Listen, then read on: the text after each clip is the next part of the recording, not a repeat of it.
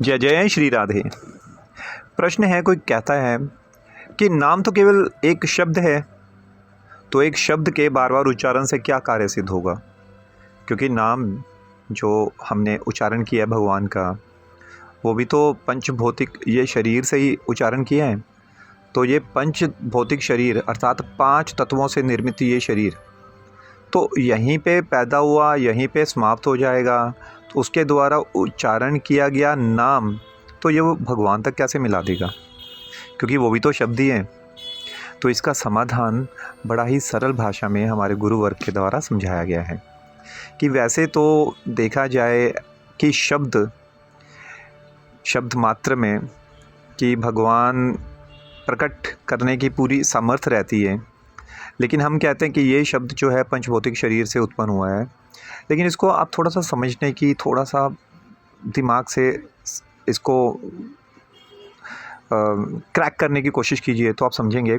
जैसे अगर आपने मुनीश को बुलाना है तो आपको उसको अशोक कह के तो नहीं बुलाओगे, मुनीश का नाम लेके बुलाओगे, तभी तो मुनीश को सुनेगा, पता चलेगा ये मुझे बुला रहा है। सब्जी में मंडी में जाते हो तो वहाँ पे धनिया मांगना है दुकानदार से, तो क्या बोलोगे? उसको जब तक धनिया का नाम लेके नहीं बताओगे तो वो धनिया तो वो देगा नहीं। हाँ, या इशारा करके उस धनिया की तरफ आप इंगित करोगे, अर्थात इशारा करोगे कि मुझे ये वस्तु चाहिए। ठीक है, वो भी अगर आप बोल ना सकने का समर्थ आप में ना हो, अर्थात आप गूंगे हो, तब आप इशारे से बता दोगे। लेकिन तब भी वो उंगली का इशारा वो किस तरफ इंगित करेगा, इशारा करेगा? उस वस्तु की तरफ जिसको आपको खरीदना है। ठीक है, लेकिन अगर आप में जीवा है तो आप उसका सरलता से नाम ले सकते हो। तो ये तो संसारिक दृष्टि में भी बिना नाम का उच्चारण किए आप कोई वस्तु को प्राप्त नहीं कर सकते। ठीक है, आपको घर में एसी की ज़रूरत है, आप इलेक्ट्रॉनिक्स की शॉप पे गए तो आप बताओगे नहीं कि भाई मुझे एसी चाहिए, तो वो क्या बोलेगा? वो बोलेगा भाई आप गूंगे हो क्या? अगर नहीं आप बोलोगे नहीं मैं गूंगा तो नहीं हूँ। ठीक है, लेकिन आप मुझे वस्तु दे दो, वो बोलेगा भाई वॉशिंग मशीन ले लें, पंखा ले ले, वो कई सारे आपको सामग्री बता देगा। लेकिन जब वो बोलेगा कि आपको एसी चाहिए क्या, सारी सामग्री गिनाने के पश्चात आप मना कर रहे हो, मुझे ये नहीं चाहिए, ये नहीं चाहिए, वो फाइनली वो पहुंचता है कि आपको एसी चाहिए। आप बताते हो हाँ एसी चाहिए, तो बोलेगा भाई पहले ही तो एसी का नाम बता दे, मैं तेरे को दिखाई देता। ये तो संसारिक भौतिक संसार में भी आप बिना किसी वस्तु के नाम के उच्चारण के द्वारा किसी को बता नहीं सकते। तो वो जो इस भौतिक संसार से परे है, आध्यात्मिक संसार में है, तो भगवान ने वो फैसिलिटी दी है हमें वो, ताकि हमारे लिए सरल साधन बन जाए। बाकी भगवान को नाम से पुकारने का कोई इतना बड़ा साधन नहीं है, आप तो मन से भी उनको याद कर सकते हैं। अब जिनकी जीवा नहीं है, जो गूंगे हैं, तो क्या वो भगवान को याद नहीं कर सकते? वो भी कर सकते हैं। लेकिन भगवान ने ये फैसिलिटी दी है, एक सरल साधन हमें दिया है कि हम जिस प्रकार इस भौतिक जगत में नाम लेके सभी चीज़ों को बुला लेते हैं, ठीक है, अपनाने की कोशिश करते हैं, उनको प्राप्त करने की कोशिश करते हैं, तो भगवान एक सरल साधन बताते हैं, भाई उसी प्रक्रिया से मैं भी आ जाऊंगा, उसी प्रक्रिया से मैं भी प्रकट हो जाऊंगा। तो इसलिए भगवान ने क्या कहा? भगवान ने कहा सादर सुमिरन जे नर करही, भव बारिधि गोपद इव तरही। ठीक है, कि नाम जप में अगर भाव आपका कम भी रहे, भाव नहीं भी है, तो तब भी मैं आपको लाभ दूंगा। क्यों? क्योंकि आप मेरा नाम ले रहे हो और इसलिए मैं नाम के अंदर ही हूँ। क्योंकि आप स्वयं सोचिए, भगवान में तो अनंत शक्तियाँ हैं, भगवान में अनंत शक्तियाँ हैं। भगवान जैसे हम में जो शक्तियाँ लिमिटेड हैं, हमारी जो जीवा है वो सिर्फ बोलने का कार्य करती है या वो स्वाद लेने का कार्य करती है, अर्थात वो टेस्ट बड्स होते हैं वो हमारी जीभ हमें प्रोवाइड करती है कि किसी चीज़ का टेस्ट करना, मीठा है, कड़वा है, खट्टा है या क्या है। और दूसरा वो बोलने का कार्य करती है। ठीक है, जीवा स्पर्श का कार्य भी करती है। ठीक है, लेकिन इससे देखने का कार्य नहीं किया जा सकता, जीवा से सुना नहीं जा सकता, देखा नहीं जा सकता, है ना। लेकिन हमारी जो इंद्रियां हैं वो लिमिटेड होगी ना। लेकिन जो भगवान के पास जो इंद्रियां हैं वो तो सर्वशक्तिमान है, अनलिमिटेड पावर्स हैं, उनकी जीवा देखने का काम भी कर सकती है। हम अपने कानों से सिर्फ सुन सकते हैं, बोल नहीं सकते हैं। लिमिटेड है हमारी सेंसेस, ठीक है। हम आंखों से देख सकते हैं, आंखों से बोल नहीं सकते, ठीक है। हमारी सेंसेस लिमिटेड है, लेकिन भगवान की आंखों से भगवान भोजन ग्रहण भी कर लेते हैं, कानों से वो बोल भी सकते हैं, हाथों से, ठीक है, हाथों से भी वो बोल सकते हैं, हाथों से देख भी सकते हैं। मतलब भगवान की अनलिमिटेड पावर्स हैं। इसलिए भगवान के नाम में, जब भगवान में ही अनलिमिटेड पावर है, तो भगवान के नाम में भगवान स्वयं रहते हैं, स्वयं वो हैं। मतलब जैसे क्या होता है कि हम गुड़ को गुड़ गुड़ नाम लेते हैं, चीनी चीनी नाम लेते हैं, ठीक है। हमारे मुंह में चीनी बोलने से मिठास नहीं आ जाएगी, पानी पानी बोलने से मेरी प्यास बुझ नहीं जाएगी, क्योंकि वो ये माइक शब्द है। इस माया, इस मतलब भौतिक जगत का शब्द है, इस भौतिक जगत का शब्द है। ये जल को बुलाया, पानी को बुलाया तो यहीं पे समाप्त हो जाता है। और जल में वो अनंत अचिंत्य शक्तियाँ नहीं है, अनंत शक्तियाँ नहीं है, इसलिए वो जल हमारे सामने प्रकट नहीं होता, ठीक है, क्योंकि माया के अधीन है। वो इस भौतिक जगत में रहता है, भौतिक जगत में ही नष्ट हो जाता है। लेकिन भगवान इस भौतिक जगत से परे हैं, परे हैं, अनित्य हैं, अचिंत्य हैं, हाँ, चिंता के परे हैं, समस्त शक्तियाँ उनमें। तो वो नाम जो हम लेते हैं, कृष्ण, राम, हरि, राधा, तो वो अचिंत्य अनंत शक्तियों से भरपूर उस स्वामी का हम नाम लेते हैं, जो कि इस भौतिक जगत से परे हैं। तो वो नाम कभी नष्ट नहीं होता, और उस नाम में भगवान स्वयं रहते हैं। ये भगवान बार बार घोषणा करते हैं कि मैं नाम में ही स्थापित रहता हूँ, जैसा मैं साक्षात हूँ वैसा ही मैं नाम में हूँ, तो मुझ में और नाम में कोई अंतर नहीं है, ठीक है। आप ध्यान के द्वारा भी मेरे दर्शन कर सकते हो, लेकिन आप नाम के द्वारा भी मेरा दर्शन कर सकते हो, ये भगवान क्लियर बताते हैं। ध्यान में आपको दर्शन करने के लिए आपको कई परिस्थितियां बनानी पड़ती हैं। एक आसन रखना पड़ेगा, शुद्ध आसन, फिर आपको नहा धो के उसके ऊपर बैठना पड़ेगा, फिर आपको मन को एकाग्र करके, सारी इंद्रियों को संयमित करके, मन बुद्धि अहंकार को कंट्रोल में करते हुए, आंखें बंद करते हुए फिर ध्यान लगाना है, ध्यान चढ़ाना है, मन को एकाग्र करना है, सारी वस्तुओं से ध्यान को अपने खींचते हुए भगवान के एक स्वरूप में, एक चित्र में, भगवान के एक आकृति में आपको अपना ध्यान एकाग्र करना होगा। फिर वो जाके काफ़ी प्रयास के बाद, काफ़ी अभ्यास के बाद फिर वो जाके भगवान के दर्शन प्रकट होते हैं। भगवान बोलते हैं, भाई इतनी सारी मेहनत करते हो तो वो भी प्रक्रिया है, लेकिन सबसे सरल साधन क्या है? मेरे नाम का उच्चारण, मैं उसमें स्वयं रहता हूँ, ठीक है, तो उसमें मैं प्रकट हो जाता हूँ। क्या मुश्किल है? सबसे सरल साधन है, और इससे बड़ा जल्दी लाभ भी होता है। साथ साथ बताते हैं, चाहे आपका भाव कम है, बिना भाव के भी आप मेरा नाम ले रहे हो, लेकिन आपने शुरू कर दिया, ये बहुत ही बड़ी वस्तु है। क्योंकि जिस प्रकार अग्नि होती है ना, अब अग्नि का स्वभाव क्या है? जलाना। अब उसको कोई बच्चा भी स्पर्श करे तो तब भी वो जलाएगी। अग्नि ये नहीं बोलेगी नहीं नहीं वो बच्चा है, उसको तो ज्ञान ही नहीं है ना, उसने तो अननोइंगली मेरे को टच कर दिया, तो इसलिए मैं उसको नहीं जलाऊंगी। अरे अग्नि का स्वभाव ही जलाना है, तो चाहे कोई उसको जानबूझ के चाहे अनजाने में उसको स्पर्श कर दे, तब भी वो उसका हाथ जलेगा ही जलेगा। इसी प्रकार नाम को अगर कोई भाव से जपे या बिना भाव के जपे, या एक संख्या पूर्ति के लिए जपे, भाई मुझे तो इतना जाप करना है रोज का, ठीक है, क्योंकि मेरे गुरु वर्ग ने कहा है, मुझे मेरे मित्र ने कहा है, मुझे एक ऐसे व्यक्ति ने कहा है जो नाम को जाप करता है, तो किसी के कहने सुनने से भी नाम का जाप अगर शुरू कर देता है, तो ऐसा नहीं है कि उसको वो फल नहीं मिलता। फल मिलता है, लेकिन कितना समय लगता है इसकी कोई निश्चित नहीं है। क्योंकि भाव से क्या होता है, आप एक फ्रंटियर, वो एक एक्सप्रेस ट्रेन में बैठ जाते हैं, लेकिन बिना भाव के आप सही मार्ग पे तो बैठ गए, लेकिन अब किक नहीं लग रही ना, अब वो आपने गति पकड़ी नहीं है, तो गति पकड़ने के लिए भाव होता है, लेकिन आप ट्रैक पे सही हो, आज नहीं कल नहीं, वो क्या होगा, नाम जाप करते करते, चाहे बिना भाव के भी करते करते करते करते आपकी जो बुद्धि है वो बुद्धि संयमित होती जाएगी, बुद्धि आपको ज्ञान देगी, भगवान की कृपा होगी, फिर आपका नाम भी फटाफट बढ़ जाएगा। अब स्टार्टिंग में सभी का तो ऐसा नहीं होता कि भाव से नाम जपते हैं, किसी न किसी इच्छा के वशीभूत होके ही नाम जपते हैं। इच्छा के वशीभूत होने का क्या मतलब होता है कि संसार में इच्छा हो कि मेरे को मेरा घर बन जाए, मेरी अच्छी पत्नी आ जाए, मेरे बाल बच्चे हो जाएं, ठीक है, मेरा ये वाला काम बन जाए, कोई ना कोई इच्छा रहती है, तभी वो कोई ना कोई भगवान की शरण ग्रहण करता है। तो हर किसी का जो आरंभ है वो तो ऐसे ही होता है, ज़्यादातर लोगों का। तो इसका अर्थ ये नहीं है वो इच्छा के वशीभूत होके वो नाम कर रहा है तो नाम उसको फल नहीं देगा। नाम अपने आप में संपूर्ण है, चाहे वो इच्छा के वशीभूत हो गए, चाहे बिना इच्छा के किया जाए।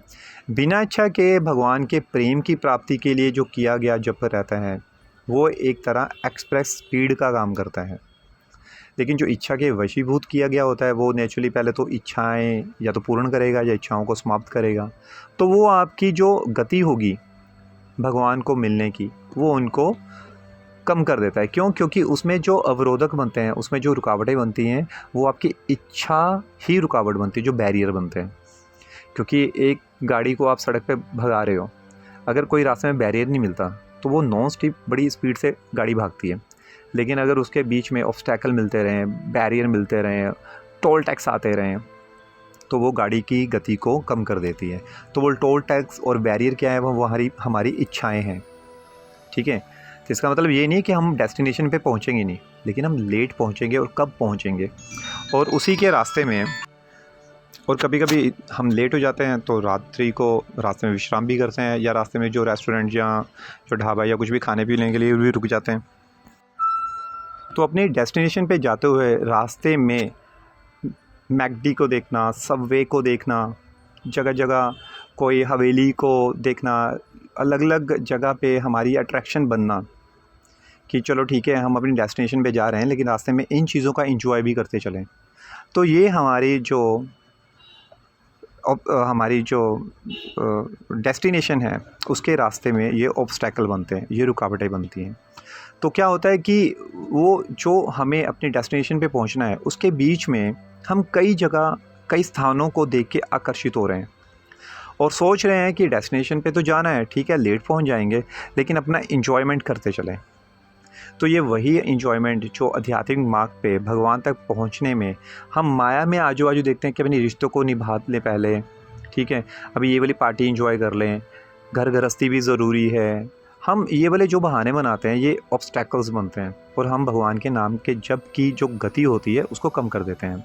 जैसे आज हमने जप कर लिया, ठीक है आज नहीं करेंगे तो कोई बात नहीं, कल कर लेंगे, ठीक है आज मुझे अपने दोस्त के साथ मूवी देखने जाना है, अपना समय मुझे परिवार को देना है, तो वो सारे काम अपने समय पे करते हैं। लेकिन जब कोई काम को कम करना होता है तो वो किसी कार्य को कम ना करके हम अपने नाम को कम कर देते हैं उस दिन के लिए।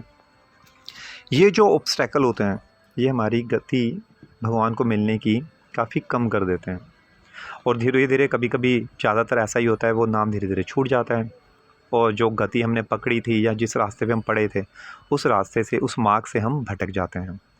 तो ज़्यादातर हमें यही होता है। तो इसलिए कहते हैं हमारे गुरुवर्ग, ये जो नाम जाप जो करने की क्रिया है ये कोई कर्म नहीं है, ये कोई कर्म नहीं है कि भाई कर्म करना है। भगवान का नाम का उच्चारण, भगवान के लिए किया गया कोई भी प्रयास वो कर्म में नहीं काउंट होता, बल्कि वो उपासना होती है। क्योंकि नाम जाप में जो जापक, जो नाम जाप करने वाला जो साधक है अर्थात जो भक्त है, उसका लक्ष्य क्या रहता है? भगवान के लिए रहता है, उसका संबंध भगवान से रहता है। जैसे कर्मों से कल्याण नहीं होता, ठीक है, कर्म से कल्याण हो ही नहीं सकता कभी भी, क्योंकि कर्म एक ऐसी वस्तु है या तो अच्छा या बुरा, उसके अनुसार वो अच्छा या बुरा फल आपको दे देता है। अच्छे कर्म से आपका कल्याण नहीं होगा, अच्छा कर्म करोगे तो वैसा ही अच्छा फल आपको मिल जाएगा।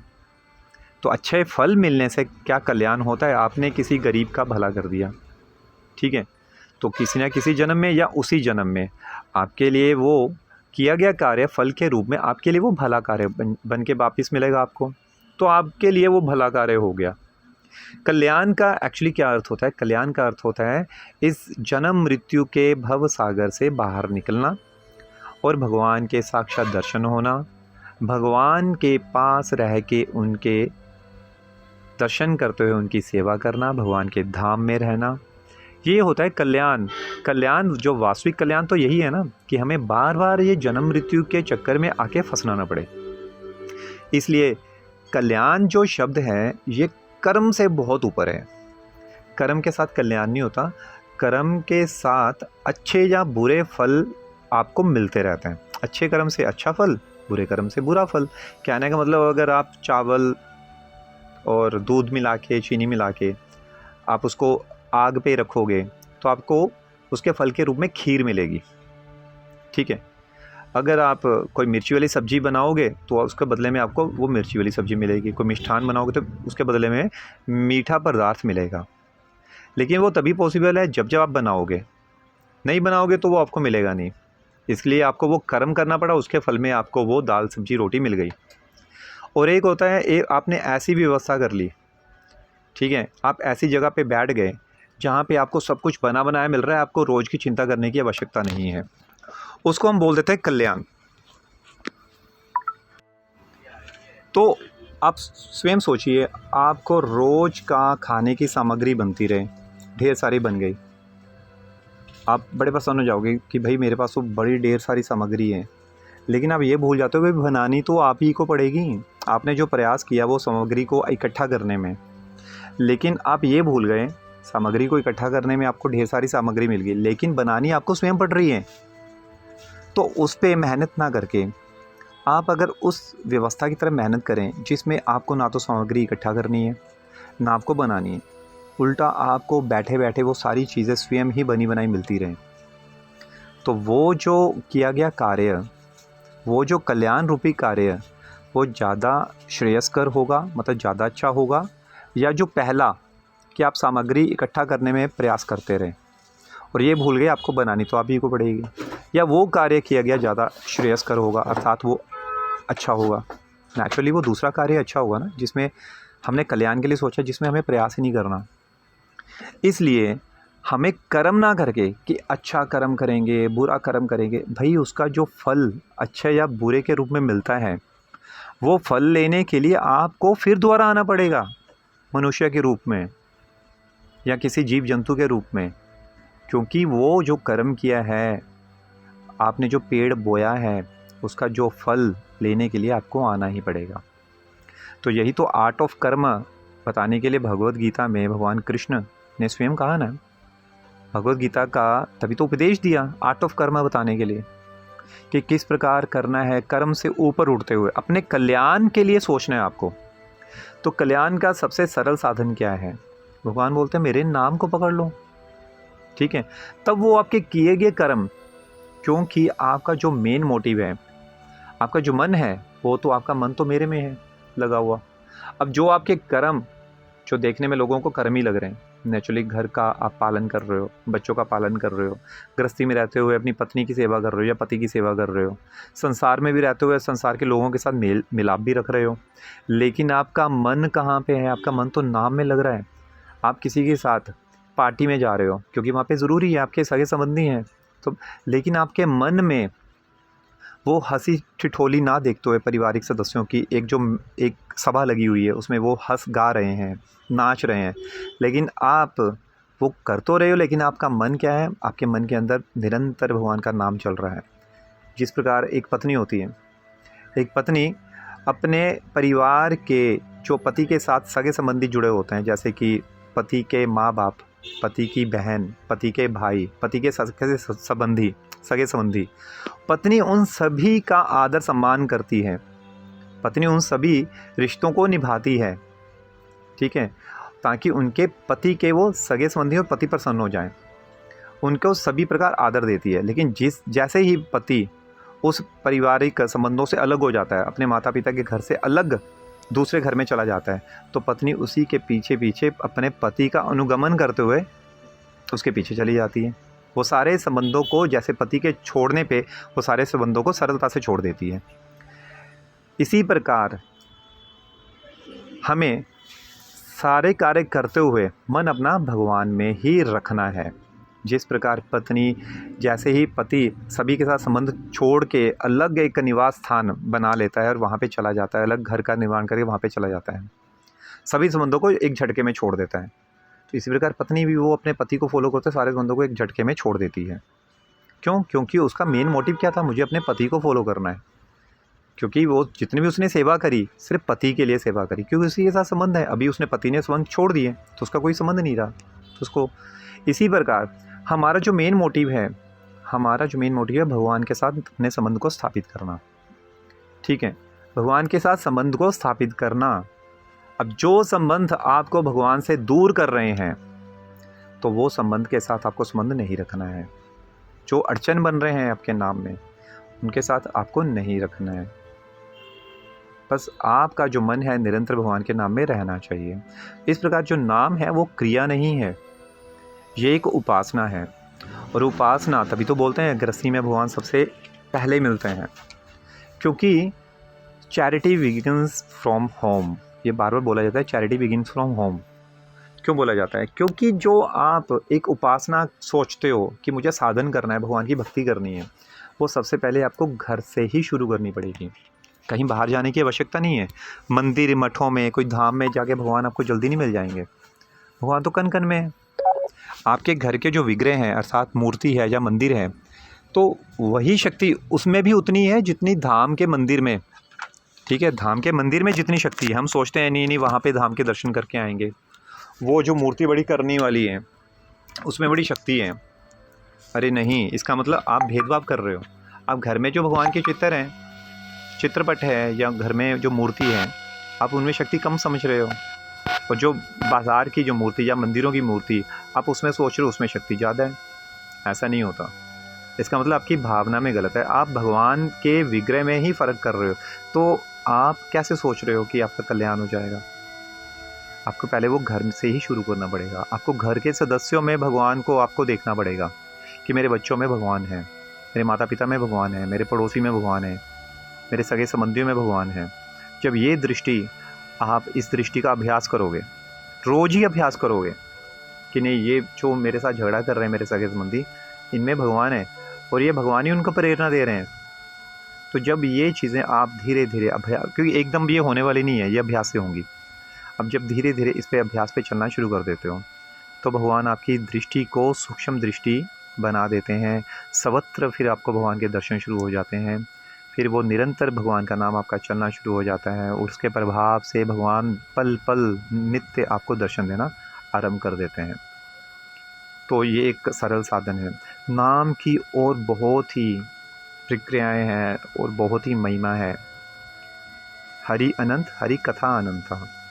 जिस प्रकार हरि की, भगवान की लीलाएं अनंत हैं, भगवान के नाम की महिमा भी अनंत है।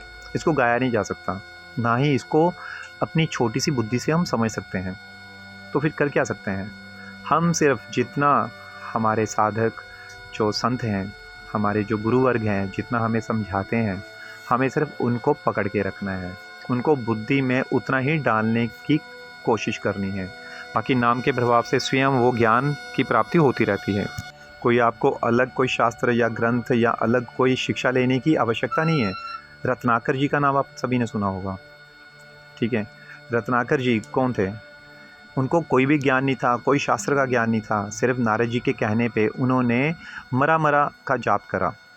मरा मरा का जाप करते करते करते करते नाम से ही समस्त शास्त्रों का ज्ञान उनके हृदय में प्रकट हो गया और वो महर्षि के पद तक पहुंच गए और महर्षि वाल्मीकि कहलाए। उनको भगवान वाल्मीकि भी बोला जाता है, भगवान के तुल्य भी बोला जाता है उनको। कैसे? कौन सा गुरुकुल उन्होंने शिक्षा ली थी, कौन से गुरुकुल में उन्होंने एडमिशन ली थी, कौन सा मठ मंदिर उन्होंने ज्वाइन करा था, कौन सी सोसाइटी उन्होंने ज्वाइन करी थी, हाँ, कौन से शास्त्र उन्होंने पढ़े थे, कौन से उन्होंने मंदिरों की धाम की परिक्रमा करी थी, कौन से उन्होंने व्रत रखे थे, कौन सी उन्होंने भगवत गीताएँ या कौन से शास्त्र उन्होंने डिस्ट्रीब्यूट करे थे, कौन से मंदिरों में जाके संडे की संडे उन्होंने प्रोग्राम अटेंड किए थे। सिर्फ एक नाम को पकड़ा था और ब्रह्म ऋषि महर्षि की उपाधि तक पहुंच गए।